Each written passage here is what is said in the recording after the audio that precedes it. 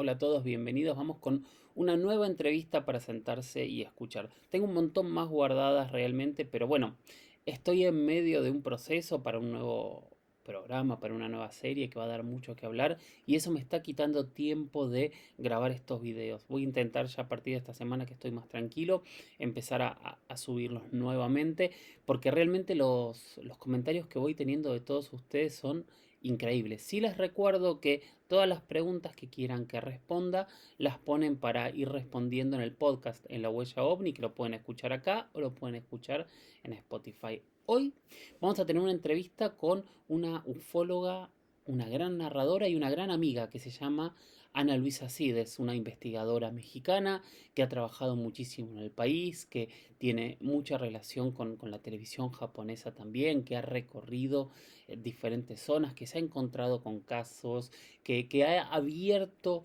investigaciones muy, muy interesantes y que realmente es una persona que vale la pena escuchar.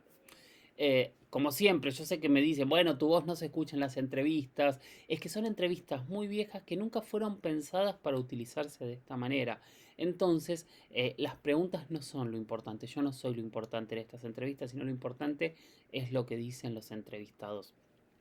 No en este, pero a partir de los próximos alguien me dio la idea de empezar a subtitularlos, lo voy a empezar a hacer, pero prefiero este ya sacarlo para que tengan un nuevo video y a partir de la semana que viene empiezo a subtitular mis preguntas si no se escuchan, pero entiendan eso, tengan paciencia, les estoy mostrando algo que nunca se muestra y me parece que vale la pena escuchar porque lo que sabe la gente que estoy entrevistando y que estoy poniendo realmente no tiene desperdicios. Básicamente, como dice la sección, es un lugar para sentarse y escuchar estas entrevistas. Bueno, vamos con Ana Luisa Cid y nos seguimos viendo en los próximos videos.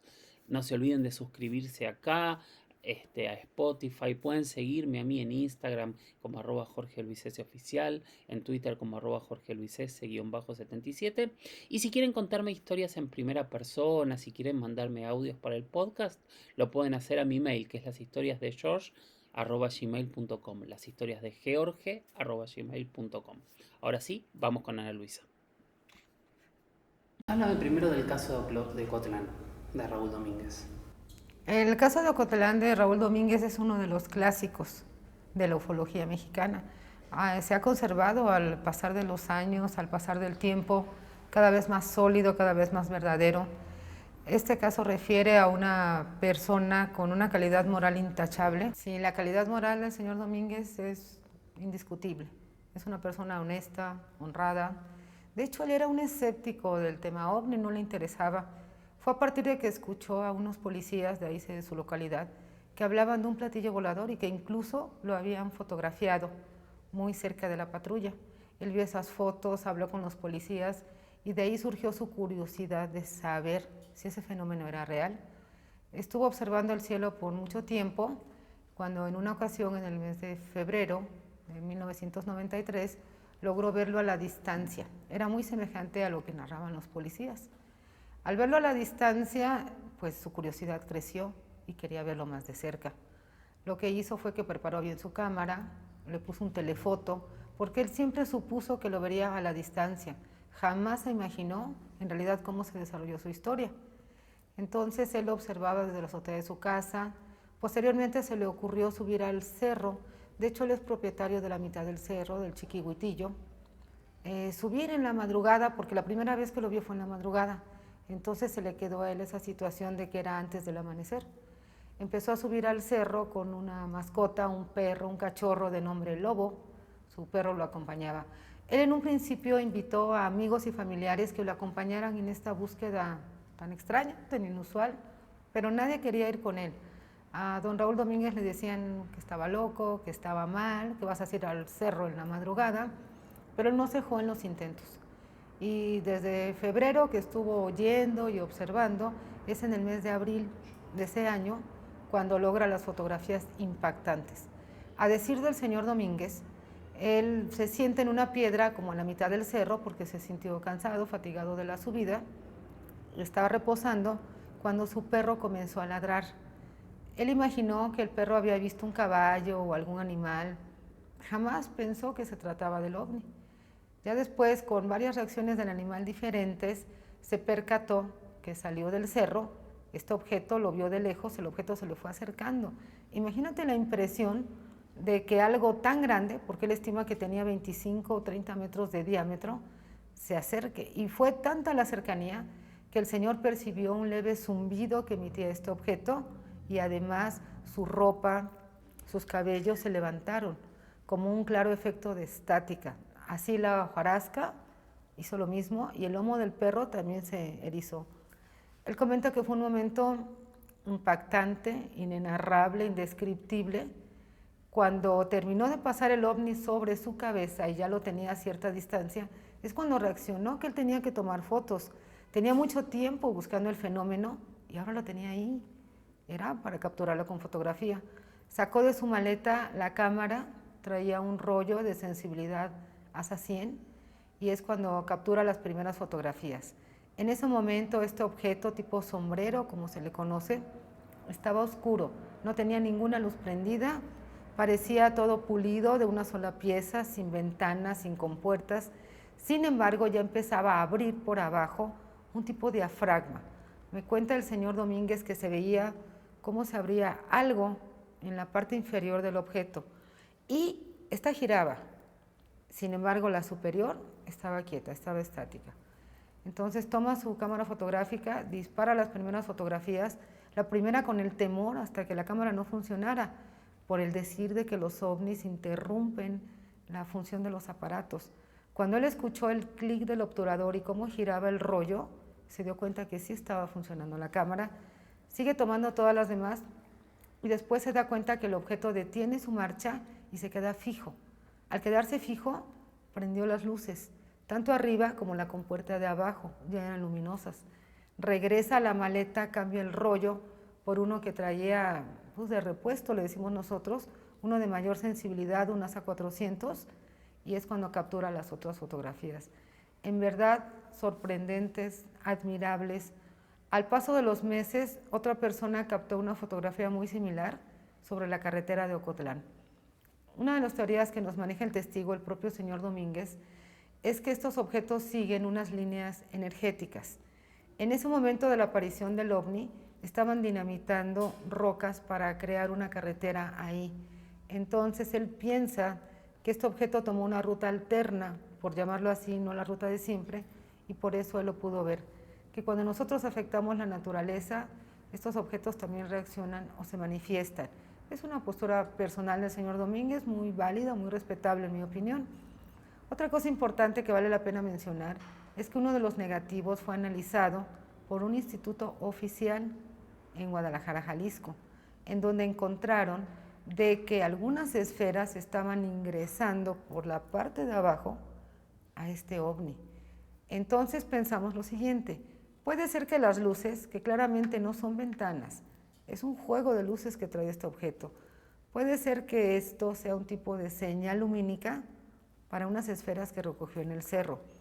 Yo sé que esto puede sonar muy fantasioso, sin embargo sabemos, y hay muchísimos testigos alrededor del mundo, que hablan de esferas, de objetos esféricos que se desplazan de manera irregular, que son desconocidos y que tal parece que nos monitorean, toda vez que esta nave parece que las está ingresando. Esa es la postura que ahorita tenemos el señor Raúl Domínguez y una servidora, de que este objeto llegó a recoger las esferas y por alguna razón en particular le tocó verlas al señor Domínguez. Fue una experiencia que le impactó tanto que su salud se vio afectada.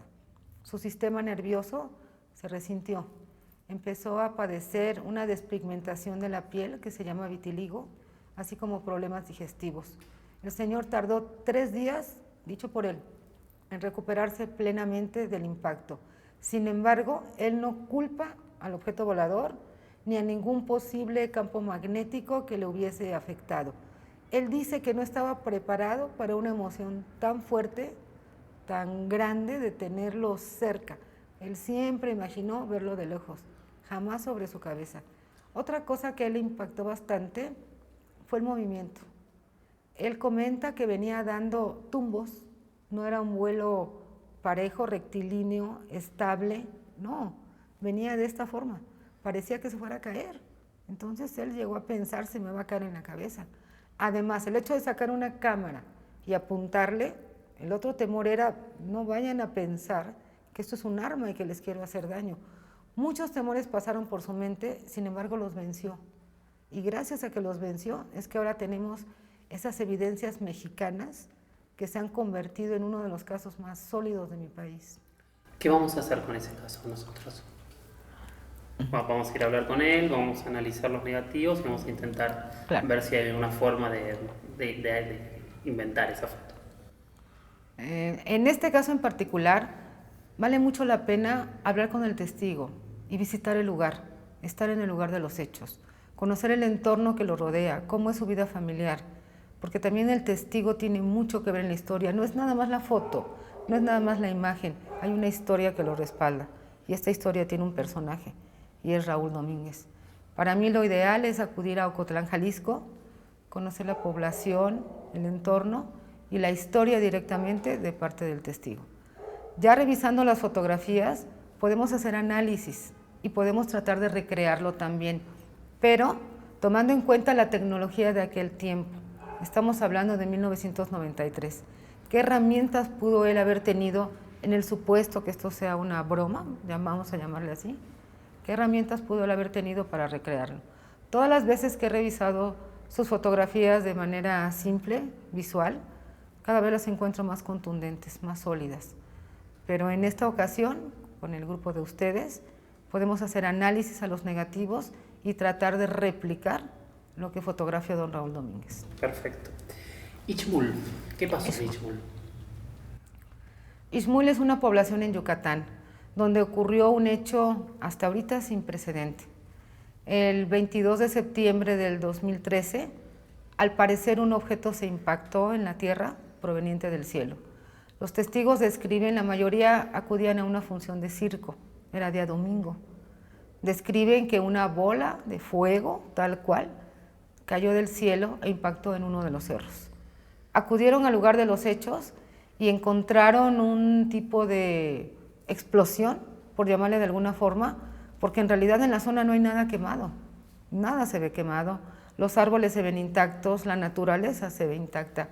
Ellos dicen que algo cayó y que esta bola, golpeó con los cables de alta tensión y los rompió. Y ellos se acercaron a recoger fragmentos hasta la mañana siguiente, porque había ahí un tipo de incendio en el lugar del impacto, pero que era un fuego que no quemaba. Y así queda comprobado en el entorno, no hay nada quemado. Al otro día acudió una comisión de personas y estuvieron sacando restos. Estos restos son bastantes, son muchos, no es un pedacito, es toda una muestra que ellos tienen ahí de lo que cayó. Se han manejado diferentes versiones. Se maneja que puede obedecer a un fenómeno natural que se llama fulgurita, que también se le conoce como rayo petrificado. Si fuera fulgurita, estuviéramos hablando de que un rayo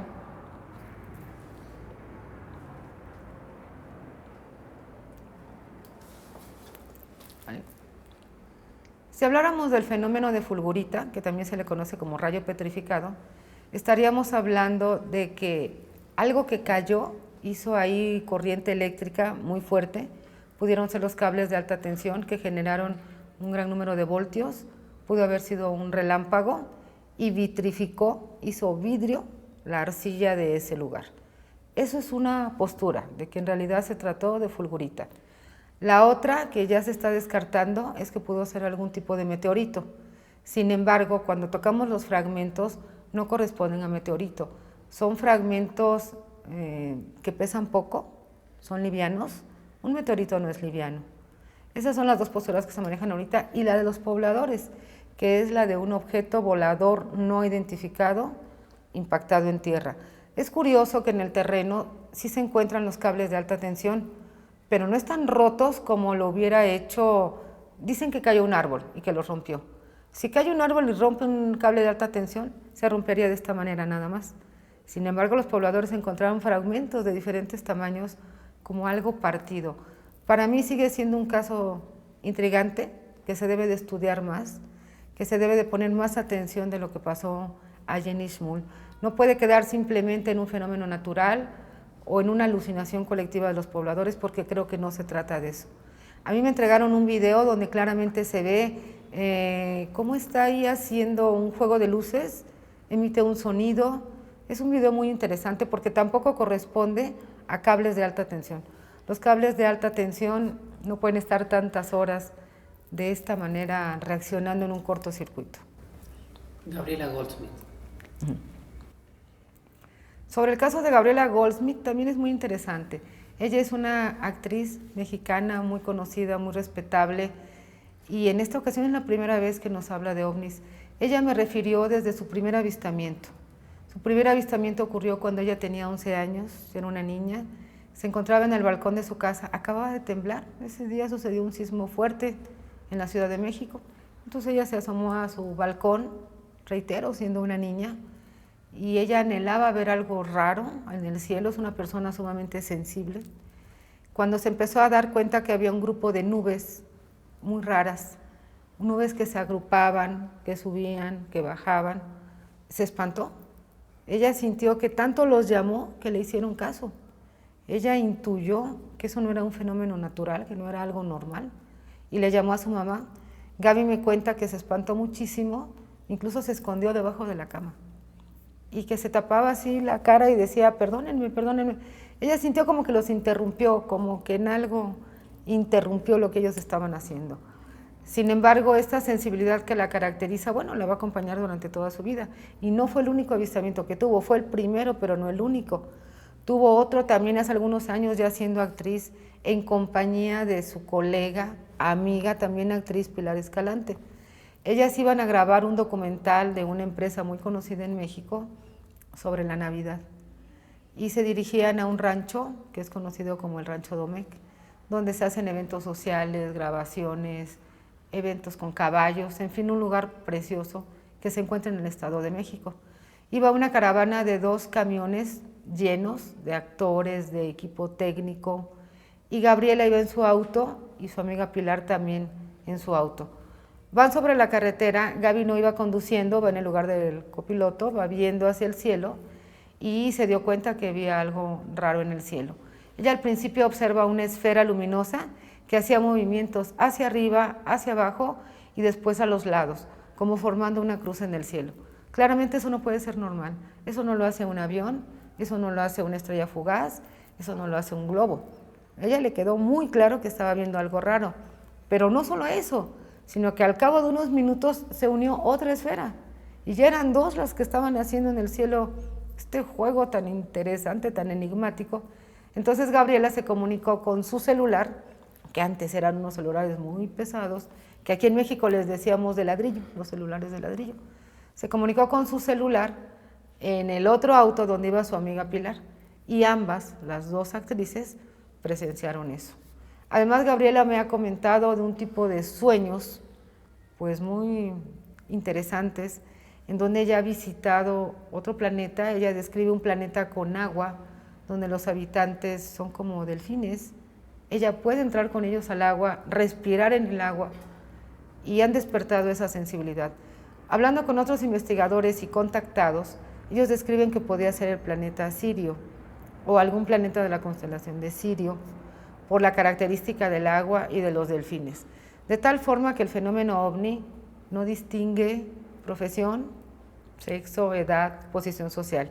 De igual forma se le puede manifestar a una persona sencilla de campo, a un artista muy reconocido como Gabriela Goldsmith, a algún presidente, a algún gobernador, a un profesor, a un médico.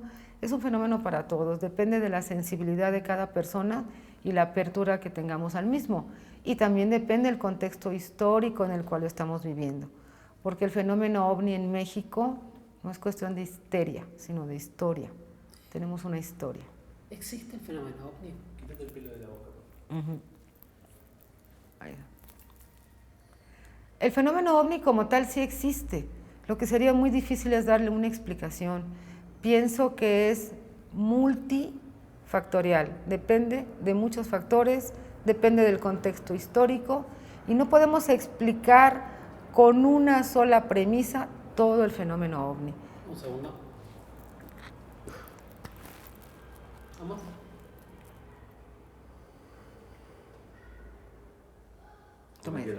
Sale. Pienso que el fenómeno ovni es diverso, depende de muchos factores y que no lo podemos encuadrar en algo todos los casos.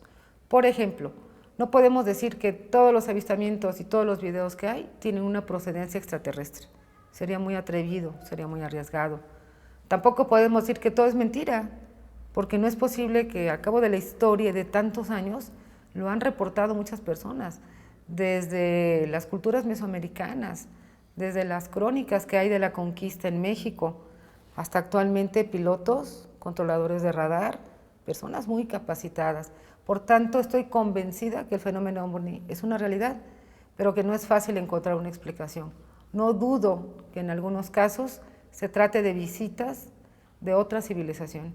No dudo que en otros pueda tratarse de un fenómeno de dimensiones, de que haya entidades que estamos conviviendo en el mismo tiempo, en el mismo lugar, y por alguna circunstancia nos podemos ver, a lo que se le llamaría los mundos paralelos o los cambios dimensionales. En algunos casos creo que se trata de eso, porque estas naves aparecen y desaparecen.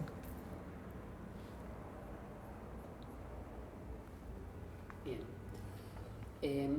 Y estas hipótesis, por ejemplo, que son nosotros o seres humanos del futuro, ¿qué opinas?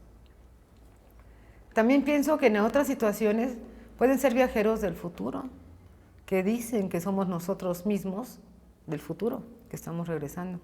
¿Por qué no? Yo creo que no se ha investigado todo lo que hay en el universo, no hemos sabido bien todo lo de tiempo, espacio. Creo que nos falta mucho por conocer. Pudieran ser proyecciones de nosotros mismos en otro tiempo, qué es lo que nos espera, o que todo sea no tanto lineal, sino como una curva, y nada más somos nosotros mismos en otros tiempos, en otros momentos. Pero que la manifestación del fenómeno es real y auténtica, no me queda la menor duda. ¿Y por qué crees que no hay, cómo decirlo, pruebas hipercontundentes de ver que todo el...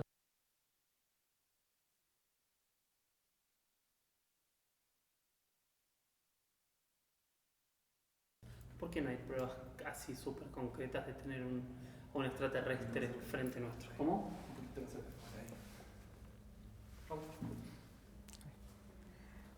Para mí hay pruebas contundentes de la presencia ovni, y estas serían la detección en radar, en los radares del aeropuerto, no nada más de México, sino de muchos países. Estos ecos no identificados que los controladores refieren y que tienen velocidades que no puede alcanzar ninguno de nuestros aviones como especie humana, que la tecnología que tenemos no alcanza a hacer lo que hacen ellos, hacer virajes intempestivos en radios muy reducidos, aumentar velocidad, desacelerar, volar en reversa. Eso no lo podemos hacer como humanos con nuestros aviones. Por eso creo que la detección en radar es la prueba contundente del fenómeno ovni. Sin embargo, de la presencia extraterrestre, pues es difícil encontrar las pruebas como muchos quisieran, que baje el extraterrestre y vamos a entrevistarlo o que nos deje tomarle una foto. Pienso que todavía eso es más indeciso, más impreciso, porque en mi opinión no hay un interés de ellos en la hipotética existencia que estuvieran aquí de contactar con nosotros, porque de ser así pienso que lo hubieran hecho desde hace mucho tiempo. En mi opinión muy personal, creo que nada más nos observan, nos ven, les llamamos la atención, pero no hay ningún interés en interferir en nuestra historia ni en nuestra vida, precisamente por ese mismo respeto que debemos tener por la evolución natural.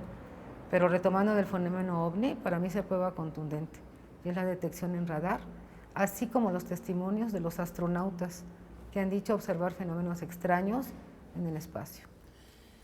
¿Hay riesgo de ataques de estos objetos sobre poblaciones, sobre humanos, sobre personas en particular? Considero que el riesgo de ataque es mínimo, porque cuando alguien te quiere invadir o atacar, lo hace de momento. No tiene por qué esperar cientos de años para atacarte. Pienso que el riesgo de ataque es casi nulo. Sin embargo, debemos saber distinguir que se ha estudiado a través del tiempo que hay dos grandes razas que nos visitan o que contactan con el humano. Son razas de luz y razas de oscuridad. Cuando contactamos o la gente tiene comunicación con estas razas de oscuridad, ahí sí se pueden ver afectados. Se ven afectados en su salud, se ven afectados en su vida diaria, porque estas razas por naturaleza no son compatibles con el ser humano. Ellos son capaces de alterar tu campo magnético, tus funciones eléctricas de tu cuerpo, de tu cerebro, de las neuronas. Entonces, depende de qué raza estemos hablando el daño que nos puede hacer.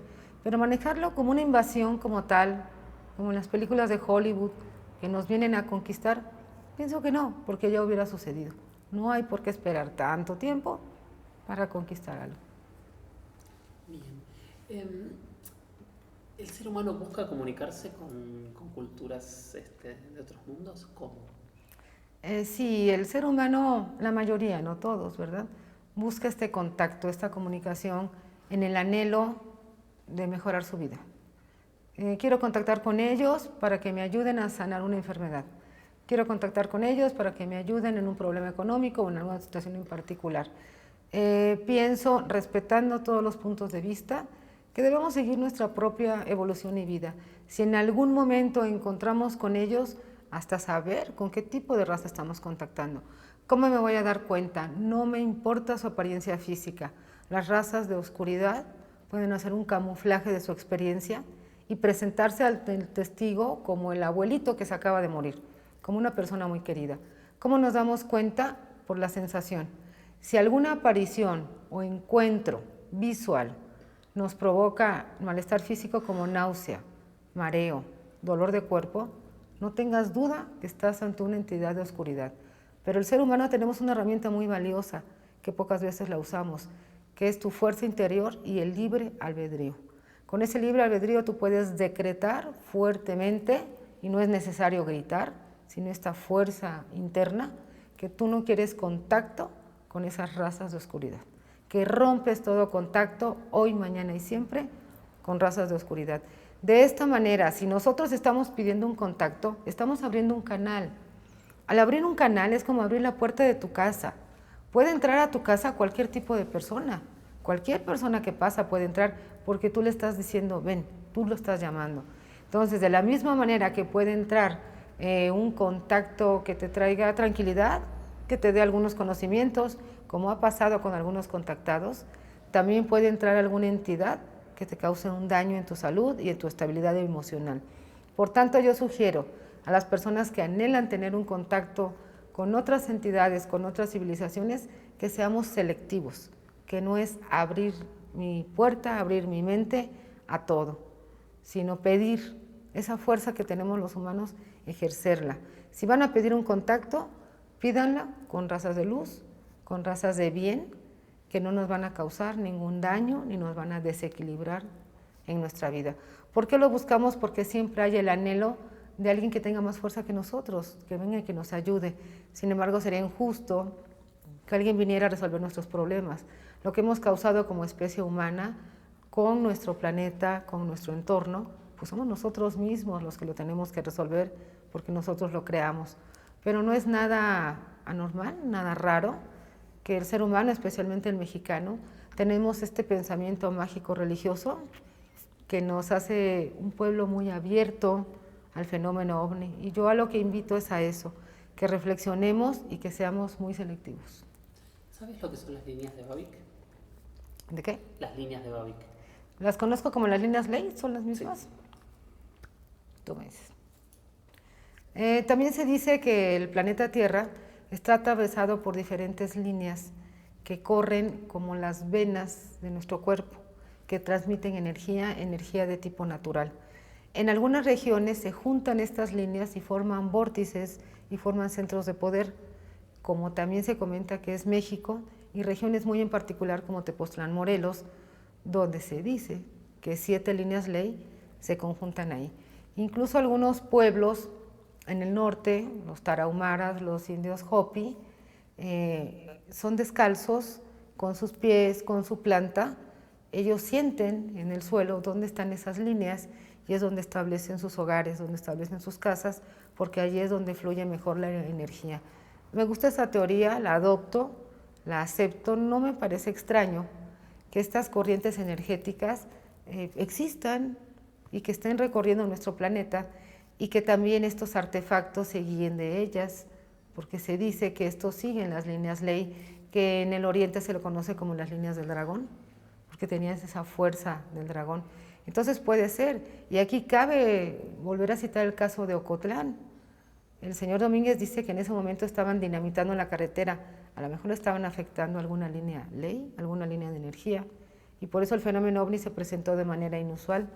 Pero sí, a mí me gusta mucho esta situación, se me hace normal, se me hace lógica, y que estos artefactos desconocidos llamados ovnis están siguiendo estas líneas porque les ayudan en su propulsión, porque es una especie de carretera.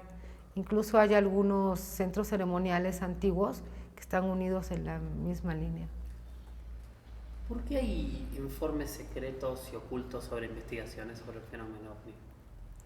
La existencia de informes secretos, ocultos, de investigaciones del fenómeno ovni implican, aunque muchos gobiernos no lo reconozcan, una cuestión de seguridad nacional. La seguridad nacional no está abierta al público. Los mexicanos simples, comunes como yo, no sabemos todo lo que se hace en seguridad nacional, no nos lo informan.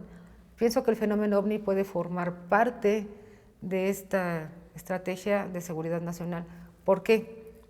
¿Por qué? Porque no es posible que un objeto invada tu espacio aéreo como país sin pedirte permiso, que invada tu espacio territorial y que pueda hacer prácticamente lo que él quiera sin pedirte un permiso. A pesar de que algunos gobiernos digan que no, yo estoy convencida que este es un asunto de seguridad nacional y por eso algunos gobiernos lo guardan con recelo o simplemente lo ignoran, como si no existiera. Y entonces, al no existir, ¿de qué te preocupas? ¿De qué te informo? Si no existe, eso por un lado, pero por otro lado tenemos astronautas, controladores aéreos, reportando estos tráficos no identificados, pero muchos gobiernos se establecen y se estacionan en que no existen. Nosotros sabemos que sí y vamos a seguir investigando de esto. ¿Qué te pasa cuando países como Chile, Brasil, Perú, Ecuador, desde el gobierno admiten estas investigaciones? Sí, algunos países de Latinoamérica aceptan abiertamente el fenómeno ovni.